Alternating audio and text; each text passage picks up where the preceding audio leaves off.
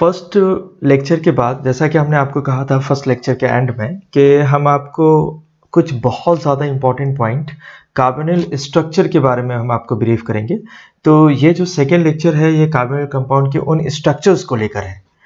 Before going to ahead कुछ चीज़ें हम बहुत फिल्टर कर लेते हैं ताकि चीज़ें क्रिस्टल क्लियर हो। ऐसा करने के लिए मैं आपको थोड़ा कुछ प्रीव्यू दिखाना चाहता हूँ। आपको याद होगा कि कार्बन एटम मतलब मैं आपको इसके कुछ इलेक्ट्रॉनिक कॉन्फ़िगरेशन और ये सारी चीज़ें ऑन स्क्रीन लेकर आना चाहता हूँ ताकि आप चीज़ों को बहुत अच्छे से समझ पाएँ, मतलब ब्यूटी हो चीज़ों को क्लियर होने के लिए। तो ये जो कार्बन है आपको सभी को पता है कि अगर मैं इसका इलेक्ट्रॉनिक कॉन्फ़िगरेशन करूँ सो which is 1s2 2s2 and 2p2। ठीक है, पहले हम कार्बन को समझ लेते हैं, फिर वन बाय वन हम चीज़ों को और भी समझ पाएंगे। कार्बनिक कंपाउंड के इस स्ट्रक्चर में याद होगा कि मैंने आपको बताया था कि CnH2nO is the general formula जो था आपके कार्बनिक कंपाउंड का था। तो यहाँ पे चीज़ें आपको थोड़ा बहुत पॉइंट वाइज नोटिस होनी चाहिए, मतलब नोट करो वो सारी चीज़ें, क्योंकि ये सारी नीट और जेई लेवल से बहुत इंपॉर्टेंट है। अगर आपको चीज़ें इतना डेप्थ में पता है तो फिर आप सच में एंजॉय करने वाले हैं। तो यहाँ पे आप देख पाएंगे कि ये जो हमारा कार्बोनिल कंपाउंड है इसमें आप देखेंगे कि ये जो S है, क्लियर, ये क्या होने वाला है, एक्चुअल में इसका क्या यूज़ है। अगर आप देख पाएंगे तो मैं आपको इसे थोड़ा डेप्थ में बताता हूँ। आपको पता है कि ये जो 2p है, so which is going to be break in 3 format which is 3px1 and here we have 2py it's 1 and now एक ये जो 2pz है ये आपका ये कार्बन वाला पार्ट जो है ये जो आपको दिख रहा है, सो विच इज़ हियर 1। ठीक है, क्या दिखता है आपको, क्या कहेंगे आप इसके बारे में? यही है ना कि ये अनहाइब्रिड जो आपका अनहाइब्रिडाइज्ड ऑर्बिट है, क्लियर। तो ये तो आपका अनहाइब्रिड है, ठीक है, ये आपका अनहाइब्रिड है। बाकी जो रेस्ट है, रेस्ट कहने का मतलब है कि ये जो आपके S2 से लेके sp तक की बात हो रही है, मैं इनकी बात कर रहा हूँ। ये जो है आपका sp2 हाइब्रिडाइज्ड में, sp2 हाइब्रिडाइजेशन में, ठीक, sp2 हाइब्रिडाइजेशन में यूज होंगे यहाँ पर, आप इस चीज़ को समझिए। और अगर मैं इसमें S और P को अगर मैं एज अ होल बनाकर दिखाऊं आपको, तो विच इज़ व्हाट, आप इसे ऐसे कहने वाले हैं कि सर यहाँ पर तो 3 sp2 हाइब्रिडाइजेशन होने वाला है, मतलब कार्बोनिल कंपाउंड के लिए एग्जैक्टली मतलब 3sp2, ये बहुत इंपॉर्टेंट है, प्लीज सुन के लो। 3sp2 हाइब्रिडाइजेशन मतलब यहाँ पे 3 हाइब्रिड और बाइटल यूज होने वाले हैं आपको, क्लियर। जैसे ये चीज़ें अगर आपने कार्बन के लिए समझ लिया है तो मैं सिमिलरली आपको बाकी के लिए बताता हूँ। आपने जैसा कि यहाँ पे क्या नोट करने वाली बात है कि यहाँ पे 3 sp2 जो है आपके हाइब्रिड और बाइटल्स यूज होने वाले हैं, फर्स्ट पॉइंट। सेकेंड पॉइंट ये है कि यहाँ पे जो कार्बन के एटम है, ठीक है, ये जो 3 sp2 हाइब्रिडाइजेशन जो होने वाला है, sp2 कुछ समझ में आया कि आपको ये हाइब्रिडाइजेशन नंबर हम कैसे कैलकुलेट करते हैं। अगर आपको यहाँ पे मैं अगर आपको स्ट्रक्चर की बात करूँ तो यहाँ पे आपको दिख रहा है कि कार्बन जो है ये कुछ इस तरह से एक ग्रुप्स में है, कार्बन ग्रुप में आप देख पाएंगे। तो हम यहाँ पे क्या करते हैं, हाइब्रिडाइजेशन नंबर कैलकुलेट करते हैं। हाइब्रिडाइजेशन नंबर से पता चल पाएगा कि किस टाइप का हाइब्रिडाइजेशन है, ठीक है। लाइक हियर वी कैन से कि कार्बन के जितने नंबर ऑफ बॉन्ड आप यहाँ पे देख पाएंगे, नंबर ऑफ बॉन्ड, क्लियर, और central atom plus number of lone pair, तो आप यहाँ पे देख पाएंगे। बहुत इजी है इन चीज़ों को समझना। तो ये आप देखिए यहाँ पे जो नंबर ऑफ बॉन्ड है विच इज़ टोटल बॉन्ड में अगर आप देख पाएंगे कि 1 2 3 है, so which is number of bond के रिस्पेक्ट में, हाइब्रिडाइजेशन के रिस्पेक्ट में आप देख पाएंगे। So here it is 3 and now it's gonna be. अब इन चीज़ों को बहुत स्टेप टू स्टेप लो तभी चीज़ें आपको क्लियर होगा। बहुत ज़्यादा इंपॉर्टेंट पॉइंट है इन चीज़ों को समझने के लिए। So which is how much, which is 3। So 3 is used as a sp2, as you know it's what, sp2 use होने वाला है, clear. Here we have sp2। यहाँ पे तो चीज़ें होप्स आपको क्लियर हुई, sorry here it is plus.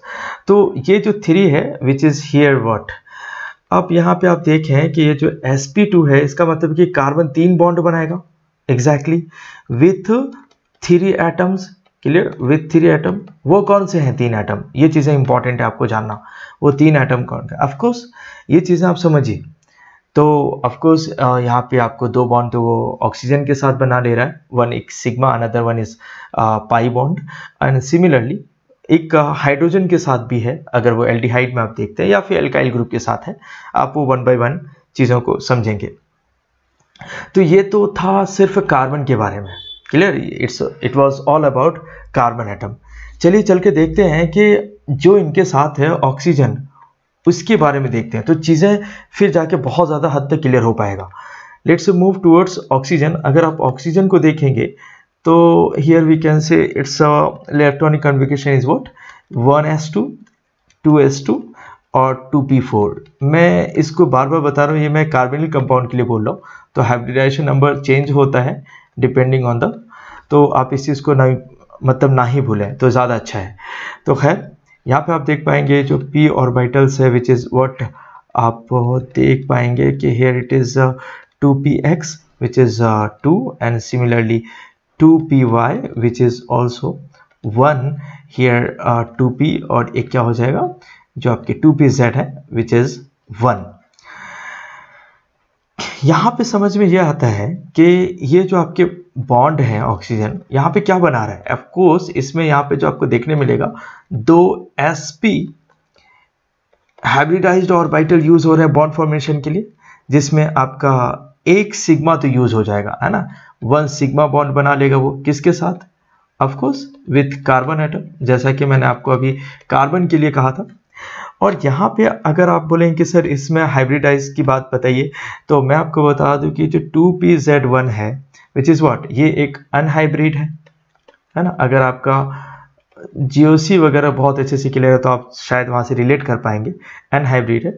और ये जो आपके इतने जो ग्रुप्स हैं जिसको हमने कहा कि which is what sp2 hybridised है, क्लियर, आप देख भी पाएंगे यहाँ पर ये sp2 हाइब्रिडाइजेशन यहाँ पे होगा आपको, हाइब्रिड ऑर्बिटल्स, क्लियर। सो ये आपको, और ऐसा देखते हुए अगर आप S से देखना शुरू करें, सो यहाँ से अगर टोटल देखेंगे, so which is comes out to be 3 of sp2 hybridization. यहाँ पर भी आपको हाइब्रिड ऑर्बिटल्स मिलेगा। ये अब आपको चीज़ें क्लियर हो जाएंगे कि हाइड्रोजन और ऑक्सीजन यहाँ पे किस तरह बॉन्ड फॉर्मेशन कर रहे हैं, क्लियर। तो मैं आपको थोड़ा कुछ याद दिलाता चलूँ अभी तक जो मैंने आपको बताया। आपको यहाँ पे याद होगा कि मतलब एक कार्बोनिल कंपाउंड जो है ये बहुत इंपॉर्टेंट है, चीज़ों को याद रखना। अगर मैं कार्बोनिल स्ट्रक्चर की बात कर रहा हूँ तो यहाँ पे जो कार्बोनिल कंपाउंड, जो कार्बोनिल ग्रुप है, कार्बोनिल ग्रुप है ना, ग्रुप, आप इस चीज़ को समझो, ये थोड़ा बहुत ज़्यादा इंपॉर्टेंट है, जिसमें कार्बन ऑक्सीजन जो है, कार्बन के साथ जो ऑक्सीजन का जो है वो डबल बॉन्ड है। यहाँ पे कार्बन जो एटम जो है वो अपने 3 है ना 3 sp2 हाइब्रिडाइज्ड ऑर्बिटल यूज कर रहे हैं, ठीक है। sp2 हाइब्रिड ऑर्बिटल यूज कर रहा है बॉन्ड बनाने के लिए 3 एटम के साथ, जैसा कि मैंने आपको बताया। और उनमें से ही एक होगा, है ना, उन 3 में से कौन है एक, 1 इज ऑक्सीजन। अब जो अनहाइब्रिडाइज्ड p ऑर्बिटल्स है जो कि कार्बन के पास रह गया है, वो यूज होगा ऑक्सीजन के जो अनहाइब्रिडाइज्ड sp ऑर्बिटल ऑक्सीजन का, वो इसके साथ यूज होगा एज अ पाई बॉन्ड के लिए। होप सो कि यहाँ पे चीजें क्लियर हुई हैं। चलकर आगे देखते हैं कि ये किस तरह से ओवरलैप कर रहा है और क्या ज्योमेट्री बनाएगा। आपके सामने यहाँ पे दिख रहा है कि किस तरह से जो मैंने आपको एक्सप्लेन किया है वो चीज़ें अब आपके ऑन स्क्रीन है, आप इस ज्योमेट्री को अच्छे से समझ पाएंगे। हियर वी हैव, आप यहाँ पे देख पाएंगे कि it's a carbon, of course या this one is the oxygen. और ये आप देख पाएंगे कि ये 3 जो है ये आपका sp2 हाइब्रिड है ना, ऑर्बिटल्स हैं कार्बन के, ठीक है। और ये आपका ये 3rd वन हो गया। सिमिलरली आप यहाँ पे ऑक्सीजन की भी देख पाएंगे, वहाँ पे भी मैंने आपको बताया था कि ऑक्सीजन ऑल्सो हैविंग 3 ऑर्बिटल्स। यहाँ पे sp2 ओवरलैपिंग जो हो रहा है, ठीक है, ये साइड बाय साइड है, आप इस चीज़ को समझ पाएंगे। एक्चुअल में साइड बाय साइड आपको याद होगा कि जो p शेप्ड होता है आप उसमें देख पाएंगे कि px है, सिमिलरली py एंड pz। तो किस तरह से है आप इस चीज़ को देख पाएंगे। तो वहाँ पे px क्या होता था, ऑफकोर्स जो p ऑर्बिटल्स है वो डबल शिफ्ट के होते हैं x एक्सिस पे, तो ये आपको, और ये जो y एक्सिस पे ये कुछ ऐसा होने वाला है डबल शिफ्ट का, और जो z वाला है वो कुछ आपको कुछ ऐसा दिखेगा z एक्सिस पे। तो यहाँ पे जो pz का जो ओवरलैपिंग है वो कुछ साइड बाय साइड है, इसको हम लोग लेटरल और साइडवेज ओवरलैपिंग भी कहते हैं। तो ये जो मैं आपको शेड करके दिखा रहा हूँ यहाँ पर, ये जो है आपका ये जो sp2 जो है ना, ये जो sp है आपका, आप इस उसको समझो, बहुत इंपॉर्टेंट है ये जो आपका साइडवेज ओवरलैपिंग है, इसे हम लोग क्या कहते हैं, होप सो कि आपको येलो कलर दिख रहा होगा, फिर भी साइडवेज, या फिर इसको आप लैटरल ओवरलैपिंग कह सकते हैं, लैटरल ओवरलैप। ठीक है, यहाँ पर आप देख पाएंगे कि ये किस तरह से जो है कार्बोनिल कंपाउंड, जो मतलब कार्बन के एटम जो है ऑक्सीजन से मतलब अटैच्ड है, मतलब ओवरलैप करके एक बॉन्ड बना रहे हैं कार्बोनिल कंपाउंड। यहाँ पे आप देख पाएंगे ये pp ओवरलैपिंग हो गया है। Similarly this one is the आपका, ये जो आपको बॉन्ड बन रहा है ये सिग्मा बॉन्ड बन रहा है फाइनली, और ये दोनों जो है ये वाले पार्ट जो है, और these two are also sigma bond. और ये आपके जो बॉन्ड्स वगैरह जो बन गए, ये आपको याद होगा अभी अभी जो मैंने आपको बताया, this one is what, p orbital, and ये वाला आपका हो जाएगा sp हाइब्रिड। ठीक है, sp हाइब्रिड ऑर्बिटल। तो होप सो कि आपको पूरा स्ट्रक्चर मतलब सारी चीज़ें बहुत अच्छे से यहाँ पर ये चीज़ें क्लियर हो गया होगा। अगर आप इन सभी चीज़ों को अगर आप वर्ड में एक्सप्रेस करेंगे तो आप ये क्या कहेंगे कि दस इन carbonyl compound the carbonyl carbon oxygen and the other two atoms actually attach to the carbon which forms like coplanar and are which is, I'll show you later on, which forms an angle of 120 here. I'll show later on in the next images, there you will get each and everything। तो यहाँ पे चीज़ें आपको बहुत easily समझ में आएगा कि ये किस तरह से ओवरलैपिंग हो पा रहा है, ये किस टाइप का ओवरलैपिंग है, sp2 ओवरलैपिंग है। यहाँ पे बहुत मज़े से चीज़ों को आप समझ पा रहे होंगे। दूसरी चीज़ की अगर आप कार्बन की बात करेंगे तो किस टाइप का, मतलब ये किस टाइप प्लानर बना रहा है, कोई प्लानर बना रहा है, ये चीज़ें हमें समझने के लिए, प्लानर तो है कैसे है। अगर आप यहाँ पे कार्बन के सिर पे बात करेंगे तो मैं आपको कुछ इसके प्लानर को व्यू करवाता हूँ। अगर आप इस चीज़ को चलो इससे देखते हैं, ये आप देख पा रहे हैं ना, ये दिस वन, अगर मैं इससे कार्बन के स्ट्रक्चर में देखूँ तो आप देख पाएंगे सर ये तो सच में ये देखो, ये एक कार्बन का प्लेन बन रहा है ना, जिसको आप बोलेंगे ना ये एक प्लेन बन रहा है, क्लियर। सो तो आप इसे क्या कहते हैं, आप इसे कहते हैं ट्राइगोनल, क्लियर, आप इसे कहते हैं ट्राइगोनल। अब मैं इसे थोड़ा यहाँ पर भी दिखा देता हूँ तो होप सो कि चीज़ें आपको ज़्यादा क्लियर हो, है ना, कुछ ऐसा ट्राइगोनल।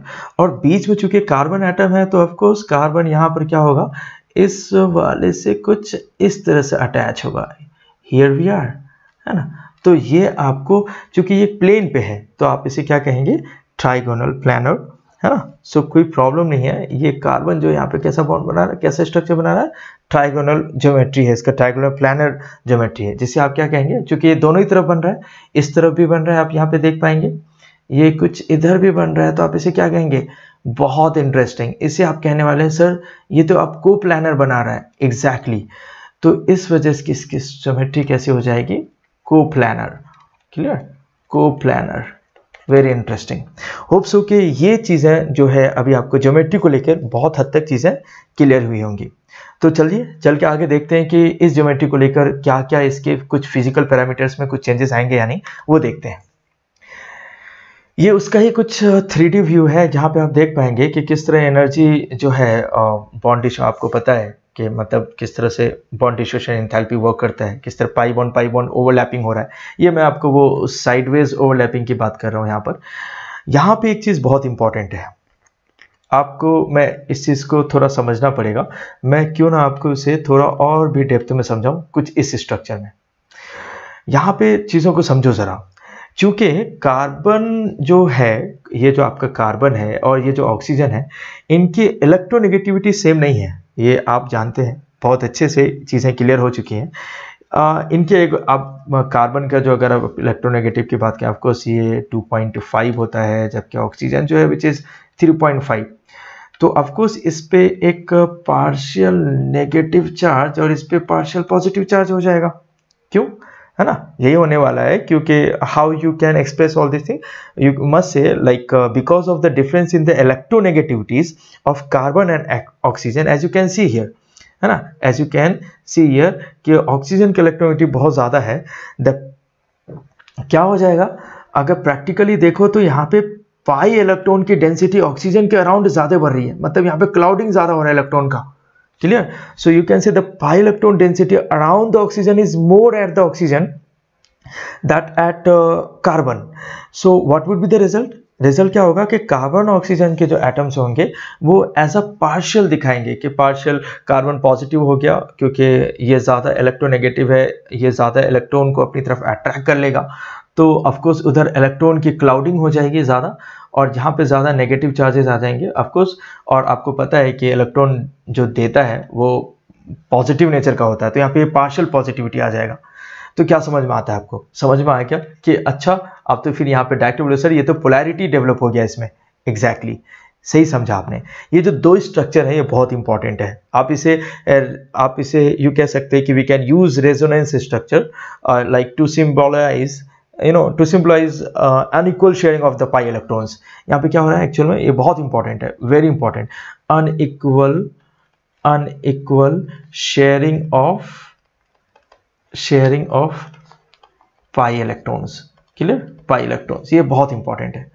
अब जब ये हो जाएगा तो ऑफकोर्स पोलैरिटी हो जाएगा, लेकिन इसमें जो ये जो फर्स्ट वाला जो है, जो फर्स्ट स्ट्रक्चर है वो बहुत ही ज़्यादा इंपॉर्टेंट है, क्योंकि मोर बॉन्ड्स हैं इसमें, लेस चार्ज डिस्ट्रीब्यूशन है ना, कोई चार्ज इतना ज़्यादा, ये ज़्यादा ही इंपॉर्टेंट है। क्वेश्चन समटाइम्स आ जाता है ऐसा क्यों, क्योंकि इसमें मोर बॉन्ड्स हैं। ऑफकोर्स यहाँ पे देख पाएंगे आपके 4 बॉन्ड है कंपैरेटिवली, तो इसमें दो फैक्टर बहुत important, why because it has more bonds comparatively and less charge separation, है ना, लेस चार्ज सेपरेशन यहाँ पर है। Contribution of the second structure is kind से evident by the large dipole moments like in terms of ketones and aldehydes group. मैं कुछ इनके बारे में थोड़ा और डिटेल में आपको बताता हूँ। अगर इसी स्ट्रक्चर को अगर हम थोड़ा डेप्थ में समझें तो हम कुछ ऐसा देख पाएंगे, ये वही ज्योमेट्री है जिसकी हम बात कर रहे थे, कोप्लानर, और जो आपको जिस स्ट्रक्चर बात कर रही है यहाँ पे आप देख पाएंगे कि यहाँ पे हर एक बॉन्ड जो है वो 120 डिग्री बना रहा है। एग्जैक्टली ऑफकोर्स यहाँ पे जो है आप ये चीज़ें आप देख के यहाँ पे समझ सकते हैं, तो ये बहुत इंपॉर्टेंट चीज़ है। यहाँ पे कार्बन हाइड्रोजन के जो बॉन्ड लेंथ वगैरह जो है आप यहाँ पे बहुत ईजिली समझ सकते हैं कि यहाँ पे विच इज़ 1.23 एंगस्ट्रम के अप्रॉक्स होता है, जो sp2 हाइब्रिडाइज्ड है, वो चीज़ें आप यहाँ पे समझ पाएंगे।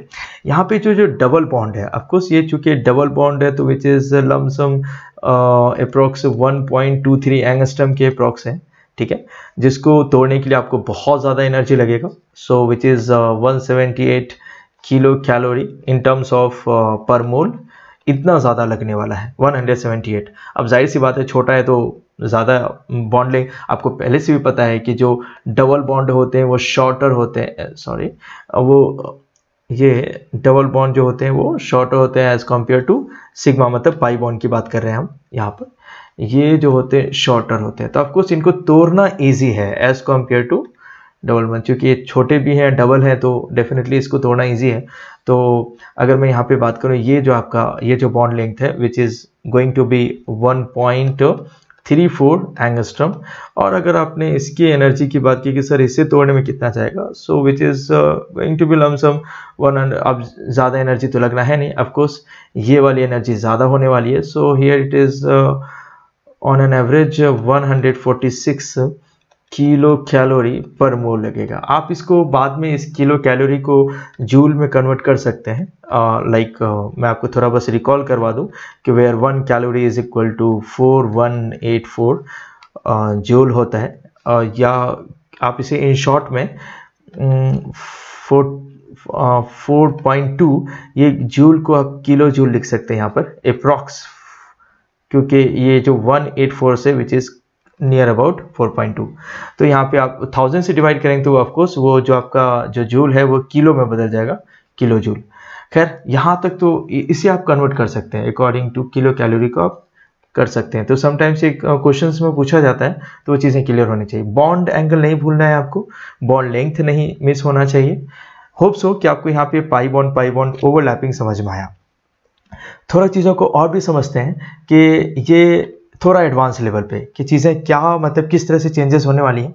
ये सारे बॉन्ड फॉर्मेशन जो है, ये जो फंक्शनल ग्रुप है, ये जो बाई बॉन्ड नेचर है, ये क्या है कि एक अनसिमेट्रिक क्लाउड प्रिपेयर कर रहा है। ऑफकोर्स यहाँ पे जो मतलब यहाँ का जो माहौल है वो कैसा बन रहा है, कुछ अनसिमेट्रिकल चार्ज डिस्ट्रीब्यूशन दिख रहा है आपको, अनसिमेट्रिकल है जो चार्ज डिस्ट्रीब्यूशन है, अनसिमेट्रिकल आप ये कह सकते हैं pi bond distribution between these two due to high electronegativity difference between this carbon and oxygen. ये एक बहुत बड़ा इंपॉर्टेंट है पोलैरिटी का, कि एक पोलर नेचर का है, एक पोलैरिटी शो करता है। इसका पर्टिकुलर मैं अगर इसके कुछ कार्बोनिल कंपाउंड के कुछ कंपाउंड्स को अगर मैं आपको डील करूं, मैं आपको कुछ इंट्रोड्यूस करूं तो थोड़ा कुछ ज़्यादा शायद अच्छा होगा आपके लिए समझना। जैसे कि मैं आपको बताऊं एसिटिल एल्डिहाइड के लेते हैं एग्जांपल। अगर एसिटिल एल्डिहाइड की बात करें हम तो ये कुछ बॉन्ड जो है इसका ऑक्सीजन है 1 2 3 4। सो यहाँ पर एसिटिल एल्डिहाइड बनाना है तो ऑफकोर्स हाइड्रोजन होगा, जैसा कि हमने आपको फर्स्ट लेक्चर में बताया था। यहाँ पर से ये करीब करीब इसका जो आपका डाइपोल मोमेंट होगा विच इज 2.7 d। दूसरे ये तो एल्डिहाइड हो गया। अगर आप कहेंगे कुछ कीटोन का एग्जांपल लेने तो चलिए एसीटोन लेते हैं, जो कि